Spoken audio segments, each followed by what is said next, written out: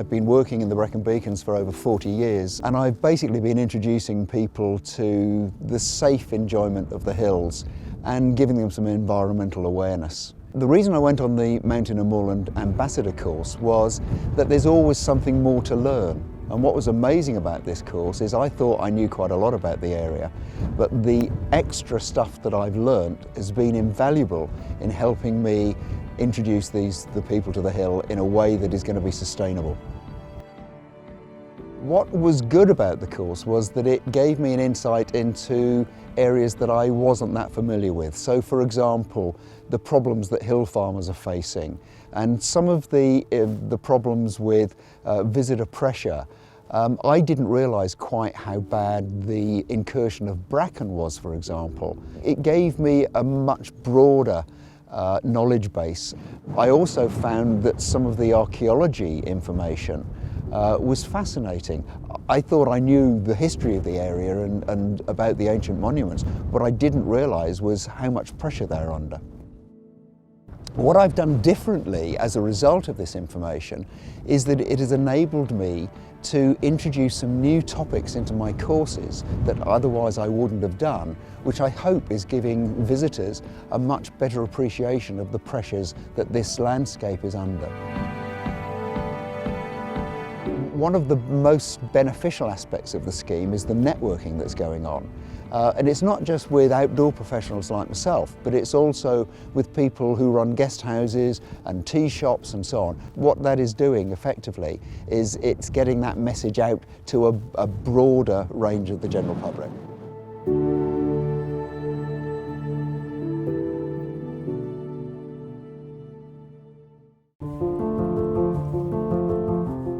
So from my perspective, the course was really important for me to understand what the real issues and problems are facing the upland environment around the Brecon Beacons, and so I can actually then teach through my courses what these issues and problems are to my little students. And also when I'm guiding, I can actually tell the people about the problems we have so they're a little bit more better informed. The first thing I actually done was put out to my network where we can actually report off-road vehicles or illegal off-road vehicles where they come and enter into the mountains on the upland areas. It's something that's really frustrated a lot of my friends, but we've not really known what to do with the issue itself, and now we've got a kind of a system that we can actually report. Whilst it's not going to catch them red-handed, at least we're giving the knowledge back into the park where these people are going with their bikes. More and more off-road vehicles and bikes up in the mountains. They shouldn't be here. They are causing damage. They are creating massive ruts, as we can quite well see here. They should really be staying to the kind of designated areas. Do they actually realise that they're accelerating erosion through their activities?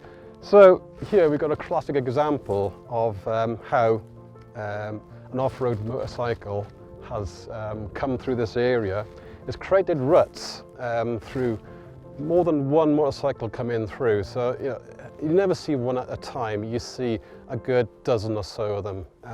So they've created ruts. The ruts then allow the water to flow through it more easily as water would, and that's going to accelerate the erosion. And we're to the point here, we've actually gone through the base soil, and now we're starting to expose the rock and by my feet here. Is there anything else you'd like to say? Not at this moment in time.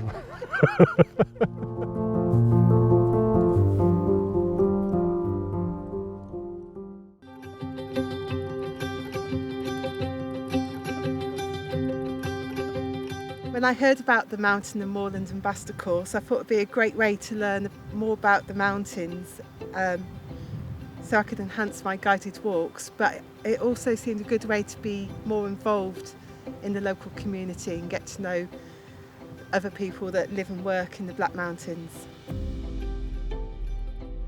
The course content was really interesting. It covered things like archaeology, geology, and sort of natural resources in the Black Mountains and problems with management of the uplands, such as peat and bracken. And I also learned an awful lot about hill farming. Yeah, as you can see from this area, it expands very rapidly, about 3% a year, and it chokes the lands. It wipes out heather, which is an important nesting site for grouse. Another problem with bracken is that the damage it can do to ancient monuments. We're currently standing in an Iron Age hill fort in the ramparts, and you can see behind me where the bracken is completely obscuring the archaeology of this important site. It can also, the roots can damage the rocks and move things around a bit, which isn't great. Since learning about problems in the uplands, such as invasive species and bracken and footpath erosion, I've signed up to be an uplands volunteer of the Brecon Beacons National Park.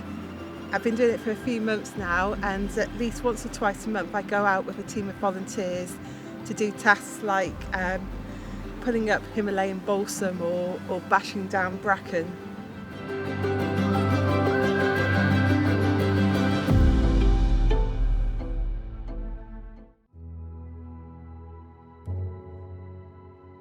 I was born and brought up in Hay-on-Wye, and the Black Mountains was my back garden.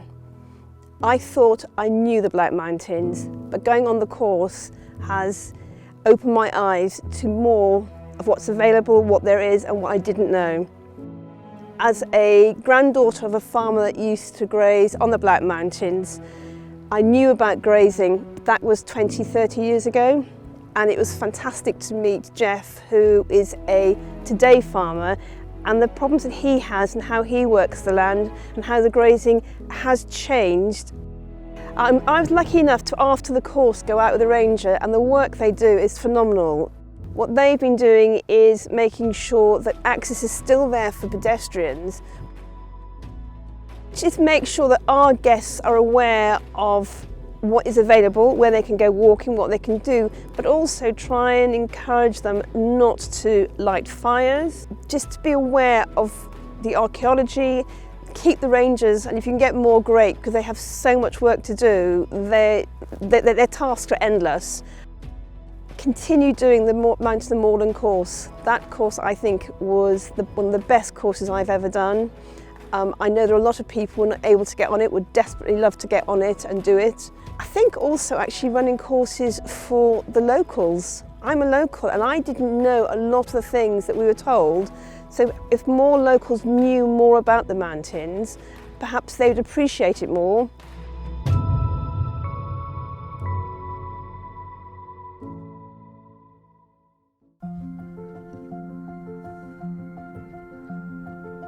I was born in Crickhowell, lived on the slopes of the Sugarloaf Mountain, married a farmer and moved to the edge of the Black Mountains where we farmed for 27 years.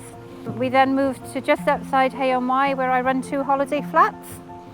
I came to the Mountain and Moorland course because I felt that it's on our doorstep and you can never learn enough about what is going on locally.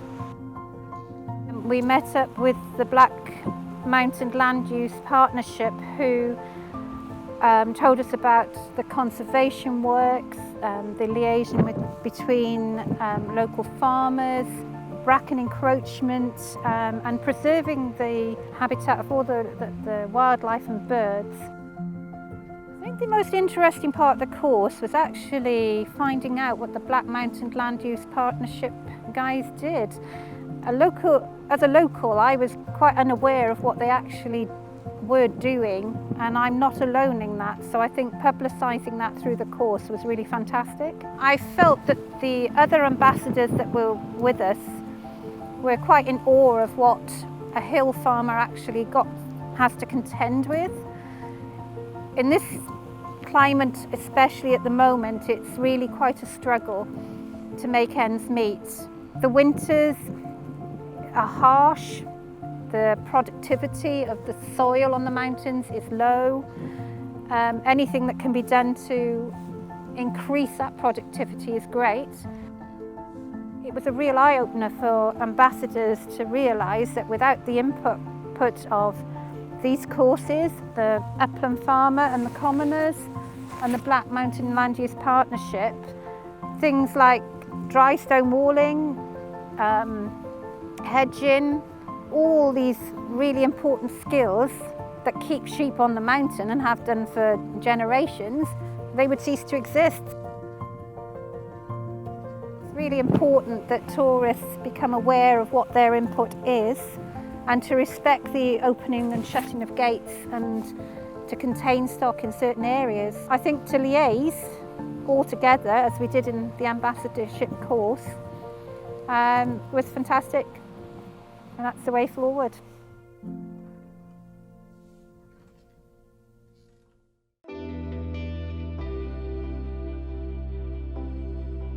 My role is to encourage and to inspire others into the great outdoors.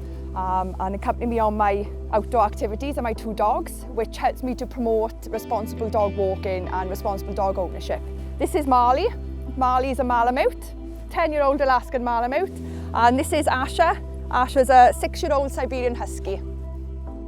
The course taught me so much about the geology, the landscape, the nature and the wildlife within the Black Mountains. It also highlighted the importance of the farmers and the landowners and some of the problems that they face. During the course, we had the opportunity to meet farmers and landowners, and I found this really beneficial as I realised the problems that face the farmers and the landowners and what we can do to help. Since completing the 2-day course, I've started a campaign to promote, encourage and achieve responsible dog ownership. Some of the problems that I highlight with regards to walking in the great outdoors, such as how important it is to pick up your dog mess. It's actually just 1 gram of dog's mess contains over 24 million bacteria. This goes into the soil and it can last in the soil for years. It also gets into our waterways and contaminates our streams and rivers.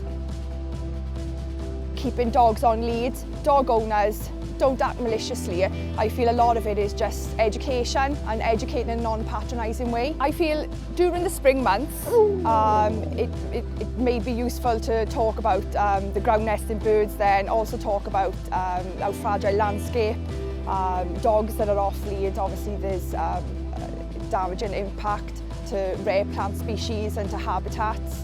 And this year would be better talked of at certain times of the year. Also livestock, keeping dogs under close control when there's lambs. I feel I have a better knowledge to communicate with visitors. I've learned so much about the consequences of the things that we're asked to do when we're out in the outdoors. I've also gained support from the Black Mountains Land Use Partnership, huge support from the Brecon Beacons National Park, and I've also gained a fantastic network of people